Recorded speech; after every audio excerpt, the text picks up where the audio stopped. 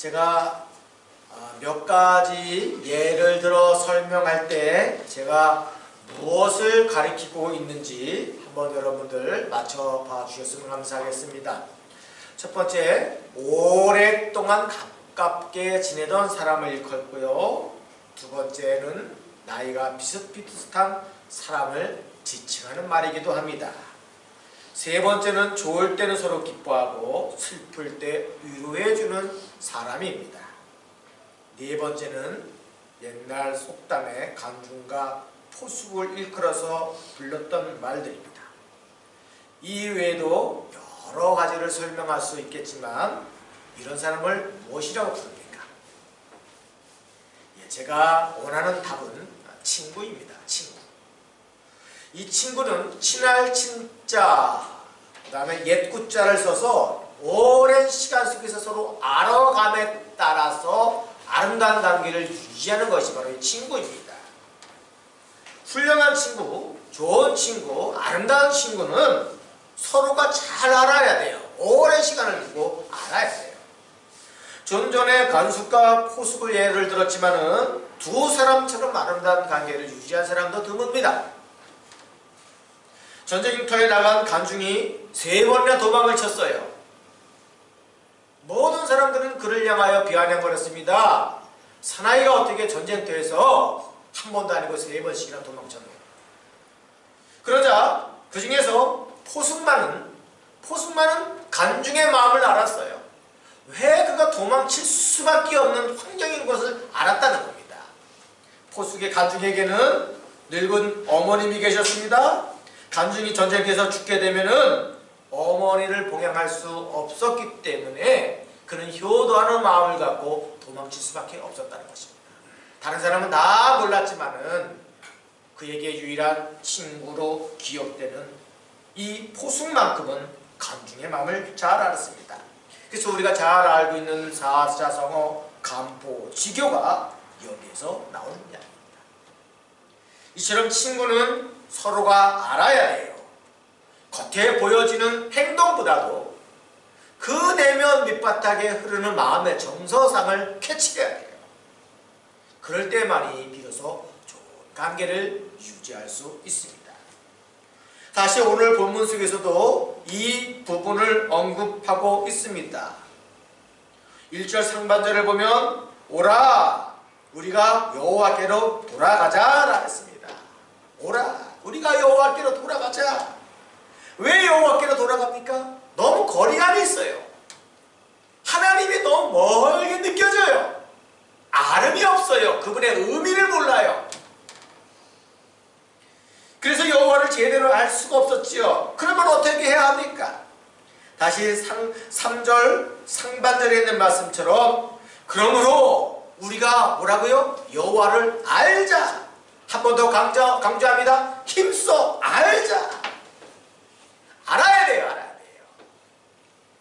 여호와를 알아야 되고 힘써서 그분을 알아야 돼요. 그래야지 그분의 숨겨진 마음을 읽을 수 있다는 것입니다. 호세아는 BC 723년 전으로 북이스라엘에서 활동하였던 선지자였습니다. 그는 끊임없이 하나님의 말씀을 증거했습니다. 같은 시대에는 아모스 선지자가 활동하였고요. 또 이사야 선지자가 활동을 했습니다. 한 나라가 총체적 난국에 빠져버리니까 하나님은 3명의 유능한 선지자를 동시에 투입을 시켰습니다. 그런데 조금 하나님은 이 선지자들에게 색깔을 달리하여 목회활동을 하도록 했습니다. 아모스 선지자에게는 공의를 위해서, 공의가 살아있는 사회를 위하여 말씀을 증거하도록 하겠습니다. 이사야 선지자는요, 국가 지도자들을 위해서 예언하도록 했습니다. 일종의 국가적 대각성 운동을 전개했던 사람이 이사야 선지자입니다. 그런데 하지만 호세아 선지자는 특별했습니다. 하나님께서 일부러 부정한 아내 고멜이라는 여성을 만나 결혼하도록 했습니다. 고멜은요, 그 애는요 단순히 바람기만 있는 여인이 아니었습니다. 실제로 다른 남자들에게 몸을 직업적으로 팔았던 아주 정말 흉측한 그런 여인이었죠. 그런 여인을 데려다가 정상적인 가정을 꾸미도록 하나님께서 명령했습니다. 다행스럽게 호세아와 고멜 관계에 있어서는 이스라엘 로노하마 또 로암이라는 이남 일녀의 자녀가 태어나도록 두루금씨는 그렇게 나쁘지는 않았습니다. 세 아이가 태어나려면은 적어도 한 6년 정도의 시간이 흘렀을 것입니다. 제 아무리 부정한 여성이라도 세 아이를 둘 정도로 남편과 함께 살았다면은 꽤 정이 들었을 것입니다.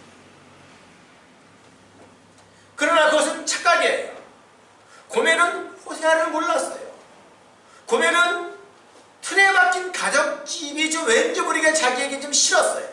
그래서 예전에 몸을 팔던 그 모습으로 돌아가기를 원했고 실제적으로 그는 도망쳤습니다.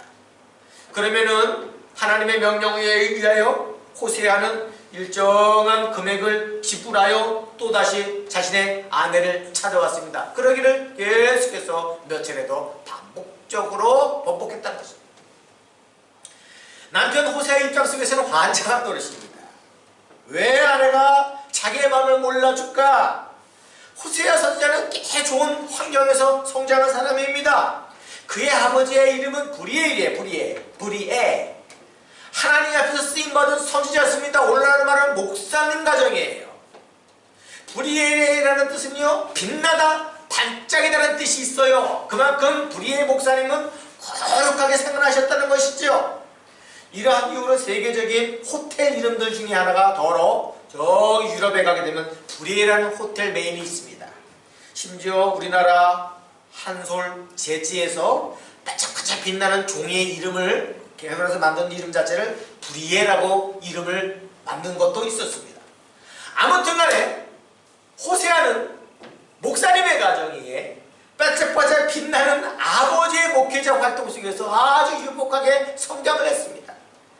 여기에 반해서 고멜은 마지막 세상을 다 포기하는 그런 의미가 있는 여성 이름입니다. 더구나 그녀의 지역 출신은 디블라임이라고 했는데 디블라임은 모압 지역 이방 여인이라는 것을 알 수가 있습니다. 그러한 여성이 어떻게 됐는지 하나님의 명령에 의하여 호세아와 결혼을 했지만은 전혀 호세아의 마음을 이해할 수가 없어요. 돈을 주고 집에 데리고 오는 그 남편의 마음 비참했을 거예요. 호세아 입장 속에서 답답했겠지요. 어떻게 이런 음탕한 여성과 당장에 갈라쓰고 싶었음에도 불구하고 하나님은 또 내려오라고 얘기하고 또 내려오라고 얘기해요. 고멜이 자신의 마음을 알아주는 그 순간까지 계속해서 반복적으로 그 여성을 채웠던 것을 알 수가 있습니다. 근데 이 사건과 똑같은 겉만 보이고 그 숨어있는 마음을 알아주지 못하는 똑같은 말씀이 우리가 읽었던 본문 말씀에 기재되어 있습니다. 1절 중반절 말씀을 보도록 하겠습니다. 1절 중반절 말씀 우리 화면상에 나오는 말씀 읽어보겠습니다. 시작. 우리를 찢으셨으나 도로 낫게 하실 것이요 우리를 치셨으나 싸매어 주실 것이요. 여러분 이 말씀에서 여러분 무엇을 느낍니까? 이 말씀에서는요 사랑이 많은 분이지만은 애써 그것을 표출하지 않고 숨기시려고 애쓰시는 한 아버지의 마음을 느껴요. 다른 사람은 몰라도 우리는 이것을 느껴야 돼요. 우리를 찢으셨으나 도로 낫게 하실 것이요 우리를 치셨으나 싸매어 주실 것이다. 싸매어 주실 것이다. 숨어있는 부정의 마음을 우리는 바라볼 수 있어야 됩니다.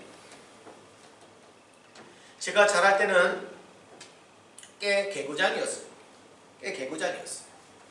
그것도 그런 것이 그 당시 한 마을에는요 제 또래 친구들이 참 많았어요. 지금이야 한 가정에서 한둘을 출생해서 금이야 오기야 키우지만은 저희가 성장할 때는 보통 한 가정에 5 내지 6명, 심지어는 저희 집처럼 많은 집은 8명, 9명이 보통 형제들이에요. 그러니 그 틈바구니에서 살아야 되고, 또 그 친구들도요, 보통 한 15명 내외예요. 그래요. 뭐 몰려다녀서 이거 뭐 놀다 보게 되면은 우리는 재밌어 놀지만은 어른들 입장에서 보게 되면 온갖 못된 행동하고 돌아다니는 거예요.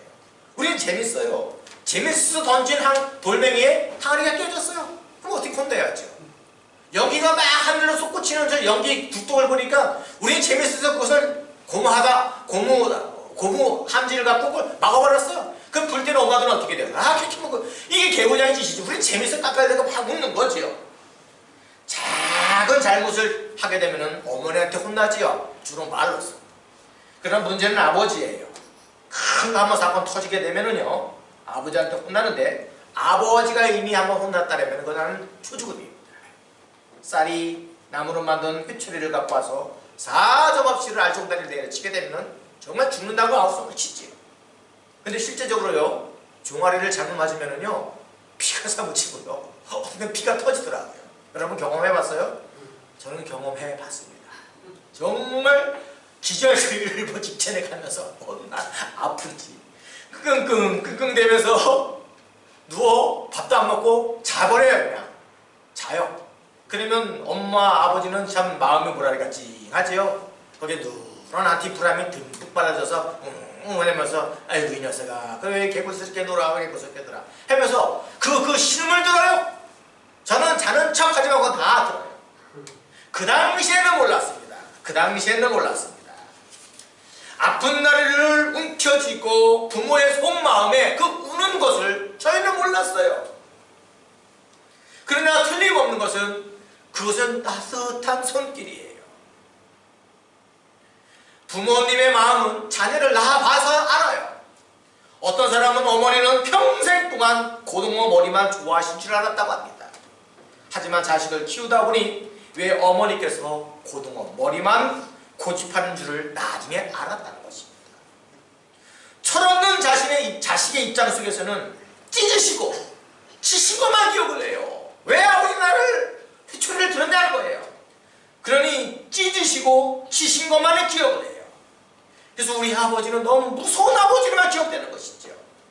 하지만 아버지의 본 마음은 절대 그런 것이 아닙니다.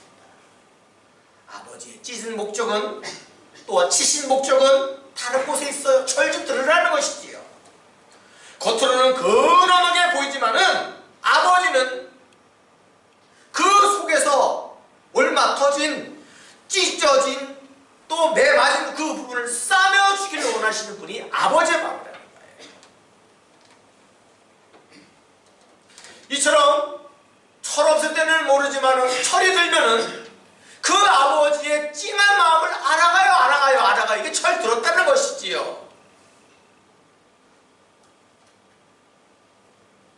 아버지가 이 땅에서 더 이상 존재하지 않고 하늘나라에 간 순간에 제일 먼저 찾아오는 마음이 외롭다는 거예요. 아들 입장에서.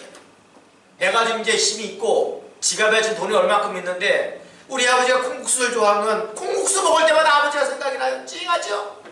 아버지가 김치찌개가 좋아하셨던 그 모습이 있어요. 김치찌개만 먹을 때마다 아버지 생각이 나요. 찡해요.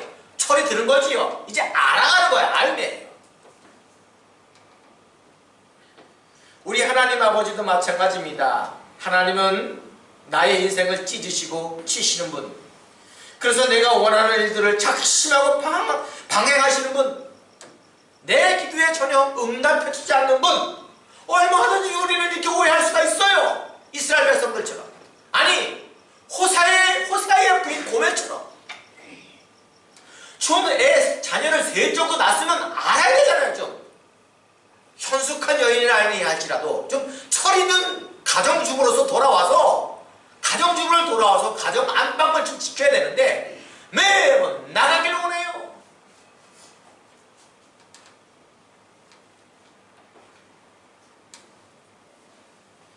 그러다 보니 이 사람들에게 남는 것은 앙상한 뼈대만 남아요. 다시 말하면 종교적 행위만 남는다는 것입니다. 무당들을 보십시오. 무당을 한번 보십시오. 자신은 섬기는 신들을 잘 받들어 섬기지 않으면 벼락맞는다고 생각해요. 늘 자신들의 잡신들을 두려움의 존재를 여겨요.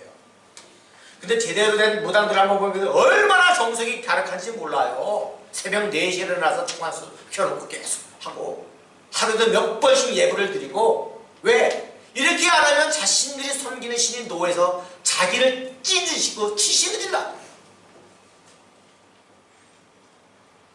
이것이 관계가 어긋나는 거예요. 뼈대만 있는 관계예요.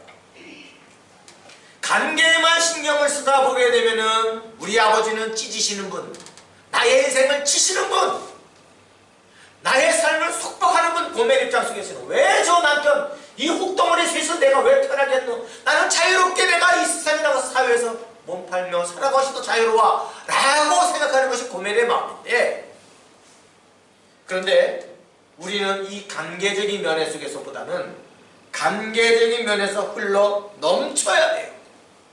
종교적 행위에서 머물러 있는 것이 아니라 종교적 행위를 뛰어넘어야 돼요. 그것이 신앙이에요. 신앙이에요. 신앙이라는 것은요, 친밀함을 의미합니다. 정상적인 가정을 한번 보십시오. 아버지와 자녀와의 관계가 얼마나 친밀한지 몰라요. 장난도 치고 게임도 하고 친밀함이 넘쳐 흐르는 아버지는 친구예요. 친구. 그 속에서 형식을 고집하지 않아요. 모든 관계적인 면에서 기쁨이 흘러 넘칩니다. 왜요? 나와 그분의 관계가 넘쳐 흐르기 때문에 그분을 알아요. 그분의 속마음을 알아요. 그러니 그분의 관계가 계속 친밀함으로써 유지된다는 것입니다. 이 말씀을 대변하는 성경 구절이 있습니다. 6절 말씀 한번 보겠습니다.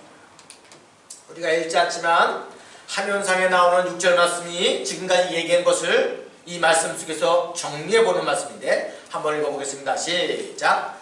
나는 인애를 원하고 제사를 원하지 않아요. 번제보다 하나님을 아는 것을 원하노라. 자, 하나님이 원하시는 것이 두 개가 있어요. 무엇입니까? 인애. 하나님을 아는 것을 원한다 했습니다. 하나님 아는 것. 이 두 가지의 관계는요, 흘러 넘쳐요. 인애가 뭡니까? 헤세드예요. 하나님의 한없는 은혜예요. 모든 것을 거저주어요. 베풀어요. 하나님의 헤세드가 만에 하나 틀에 잡힌 어떤 관계면에서만 끝난다면은, 야, 너 1 더했으니까 1, 2 더했으니까 2, 이런 식으로. 어떤 집은 제가 잘 아는 어떤 그 분은 그러더라고요. 너 아들, 내가 너까지 지금까지 몇 년 동안 대학교 보내고 뭐 했으니까 내가 너 환산해보니까 너 한 1억 얼마 있는데 너 꼭 갚아라. 이런 식으로 얘기했대요. 물론 이제 이 교육 차원에서 그렇게 한 건 틀림없는 사실이지만은 우리 하나님은 그런 하나님이 아니에요. 너 내가 얼마 해주고, 너 시드니 유학하는데 어떻게 해줬지? 너 비행기에서 누굴 만났기 때문에 네가 지금 이렇게 그 사람 때문에 이렇게 도움받아서 시드니에 정착하는 거지? 이게 관계적인 면에서 하나님은 따지지 않는다는 거예요. 우리 하나님은 인애의 하나님이에요. 넘쳐 흘러요. 헤세드지요. 차고 넘쳐요. 고무나라의 수도꼭지에 물 털어놓으면 차고 넘치듯이.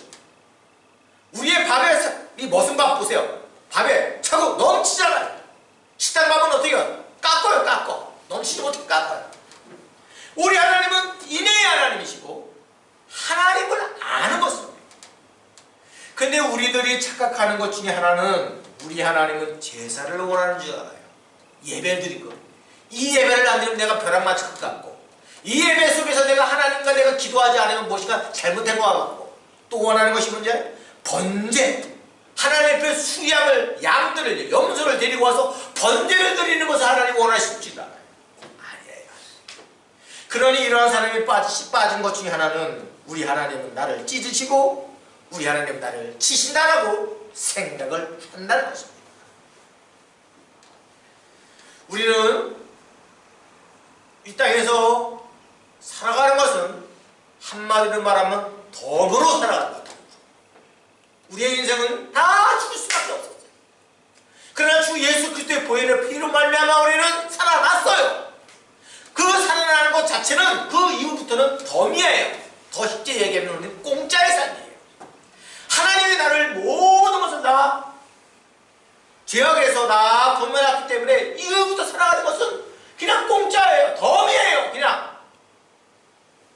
그러한 삶 속에 살아감에 있어서 우리는 하나님과의 관계 속에서 자꾸 어떤 종교적인 행위 속에서만 머물러 있게 되면은 틀에 잡혀요. 뭘 해야 되고 뭘 해야 되고 뭘 해야 되고. 저는 고등학교 때 3학년 때 하루에 일주일에 한 서너 번은 꼭 교회 가면은 그 당시 학력고사 잘 보는 줄 알았어요. 틀에 잡힌 거지요.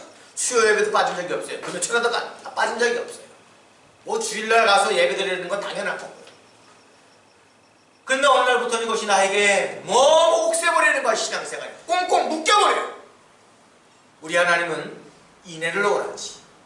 우리 하나님은 그 아버지의 깊은 마음을 알아가는 것을 원하시지 제사를 원하지 아니하고 번제를 원하지 않은 것입니다.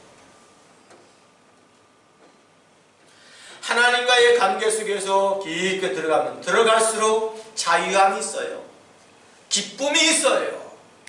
내가 행해지는 모든 이후의 삶은 하나님이 공짜로 준 덤으로 된 인생이기 때문에 그 아래 속에서는 긴장감이 없이 자유함 속에서 하나님 주신 것을 아름다운 마음 놓고 바라볼 수 있는 여유로움이 생겨요. 그러한 아버지 하나님께서는 늘 변함없이 우리의 삶을 전반적으로 치밀하게 계속해서 이끌어 가시는 것입니다. 자, 그런 말씀 속에서 이런 말씀이 있습니다. 2절 말씀 한번 보겠습니다. 2절 말씀 시작. 여호와께서 이틀 후에 우리를 살리시며 셋째 날에 우리를 일으키시더니 우리가 그의 앞에 살리라. 하나님을 알지 못할 때는 나의 알종다리를 찢으시고 나를 치셨으니까 나의 아버지 나를 미워할 거야 미워하 이러한 마음속에서 두려움과 떨림 속에서 지냅니다.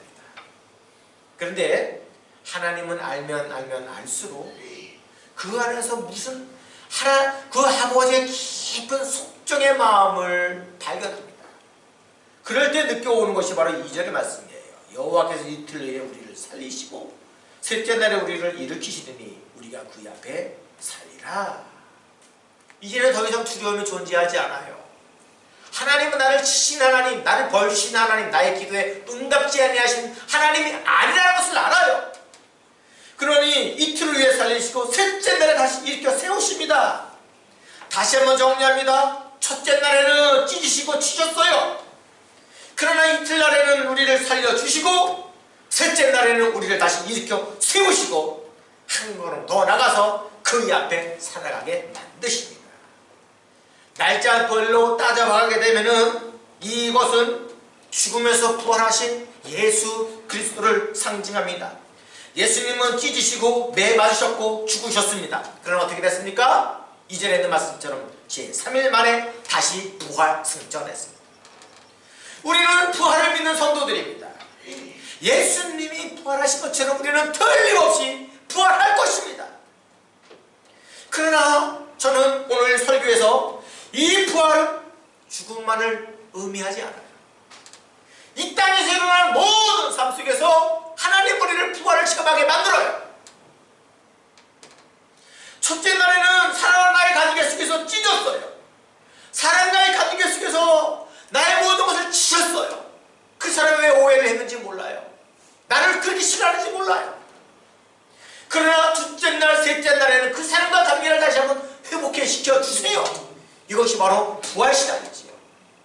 또한 우리들의 삶 속에서 첫째 날에 나의 모든 미래를 바라볼 때 하나님이 치신 것처럼 보일 때가 있어요. 막대기를 들어서 나의 모든 삶을 다 막으신 것처럼 보여요. 그러나 그것은 단 하루에 불과합니다. 기다려보세요. 둘째 날에는, 셋째 날에는 우리를 일으켜 세워주시고 다시 한번 그분의 앞에 살겠도록 하나님께서 만드십니다. 하나님은 첫째 날, 둘째 날, 셋째 날에 모든 짜임새 있는 날짜별로 모든 것을 체크해 주셨지만은 우리는 인간적인 입장 속에서는 우리가 할 것은 아무것도 없어요. 그냥 하나님만 앙망하며 기다리는 겁니다. 하나님만 의지하면 가만히 시간의 싸움 속에서 기다리기만 하면 하나님께서는 첫째 날, 둘째 날, 셋째 날에 맞추어서 우리의 상처를 싸매고 다시 한번 살리시고 일으켜 세우셔서 그분 앞에 당당하게 서게 만드신다는 것입니다.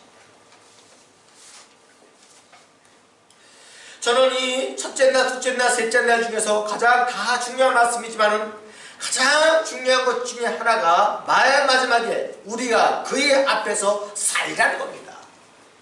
이것은요, 하나님과의 관계가 그 아름을 통하여, 아, 우리 아버지가 나를 때리실 때는 본 마음이 아니었구나.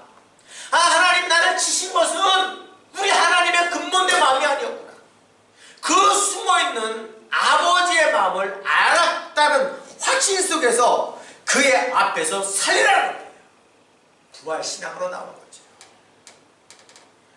저는 우리 성도들이 하나님 안에서 이러한 신앙의 삶이 좀 펼쳐졌으면 좋겠어요.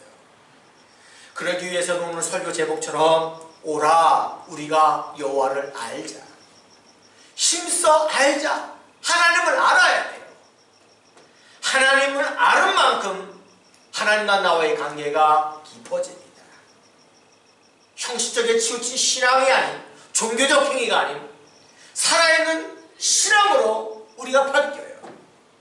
그 관계에서 흘러 넘쳐갈 때 그 안에서 풍요로움을 경험합니다. 우리가 여호와를 그러므로 힘써 알아가야 됩니다. 여호와를 힘써 알아갈 때에 어떠한 삶으로서 우리를 인도하시는가? 3절 중반절 이후에 보게 되면은 그가 나타나시면 새벽빛같이 어김없나니 비와 같이 땅을 적시는 늦은 비와 같이 우리에게 임하신다 그랬습니다. 하나님의 관계 속에서, 건강한 관계 속에서 그분의 살아계심과 그분의 속마음을 깊게 알을 때에 우리에게 새벽에 비추어진 빛처럼 말했습니다. 이것은 뭔지 압니까? 오늘날 우리 시간적으로 말하면 6시 전후로 막 태양이 비춰지는 그 막 뭐랄까 밝아지는 그와 같은 미동의 시간입니다. 모든 사람은 알 거예요. 아, 지금 컴컴한 새벽에 점점 환해지는 것은 틀림없이 우리 눈에 보이지 않지만은 태양빛이 비친다는 것을 알 거예요. 제 아무리 우매한 사람이랄지라도 이것은 다 구분할 수 있을 것입니다. 그것처럼요, 새벽에 비치는 빛처럼이라는 것은 우리 하나님께서 우리의 삶 속에 태양으로 비친 그 시각이 있다는 거예요. 반드시 우리를 회복시켜준다는 것입니다. 뿐만 아니라 농부는 이른 비와 늦은 비를 기다립니다. 이른 비와 늦은 비는 하나님의 권한입니다. 농사꾼들은 이 12월에 있는 이른 비와 12월, 2월 달에 내리는 비죠. 또 3, 4월 달에 내리는 늦은 비를 자신들의 밭에 내려주지 않으면 농사를 지을 수가 없어요. 그러나 틀림없는 것은 농사꾼이라는 건 알아요. 우리 하나님은 이른 비도 주시고 더딜다 하지라도 늦은 비도 주시는 하나님이 살아계시다는 것을 알아요. 오늘 이 3절에 있는 말씀은 바로 그것을 얘기해요. 먼 등이 틀려고 서서히 밝아오는 것, 확고하게 태양을 비춰주지 않는다 할지라도 이것은 바로 태양빛이라는 것. 농사꾼이라면 우리 하나님은 이른 비와 늦은 비를 반드시 주신다는 것을. 사랑하는 성도 여러분, 오라 우리가 여호와를 알자 했습니다.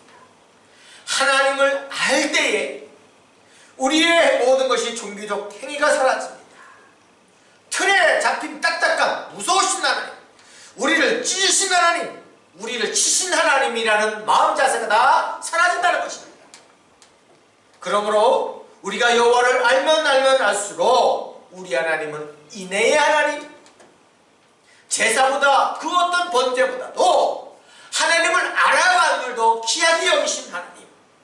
그러므로 말미암아 그 하나님의 깊은 속마음 속에서 우리가 풍성히 풍요를 누리기를 원하시는 것이 바로 하나님의 사실입니다. 우리는 부활신앙을 믿습니다. 하나님은 반드시 우리를 살리십니다. 우리를 다시 일으켜 세우시고 더 나아가서 그분 앞에 살리라는 말씀처럼 부활신앙자로서 예수 그리스도를 증거하는 그와 같은 살아있는 신앙을 수요합니다. 하나님을 알아갈 때만이 반드시 하나님이 태양빛이 비치고 늦은 비와 이른 비를 우리의 모든 생활 속에서 내리신다는 그와 같은 확신이 우리 안에서 떠나지 않을 것입니다. 이번 한 주 동안 여러분의 삶 속에서 부활의 신앙으로서 새벽별에 비치는 새벽빛에 비치는 그 빛처럼 이른비와 늦은비를 어김없이 베풀어 주시는 하나님의 능력이 여러분의 삶 속에 귀하게 되어지길 주님의 이름으로 축원합니다.